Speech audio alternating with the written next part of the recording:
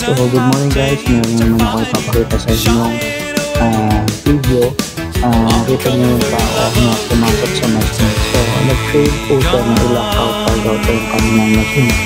Doon meron siyang kasama para umassist sa kanya. Pero still failure of following the procedure of lockout tagout. Any thing that you need to do with regards or with relation or involving any equipment or machineries, you need to lock out your equipment or machinery to ensure that you're safe to doing your task. One of the factor na kaya siya nagkaroon ng ganyang aksidente is yung kanyang safety behavior or yung behavior niya towards safety.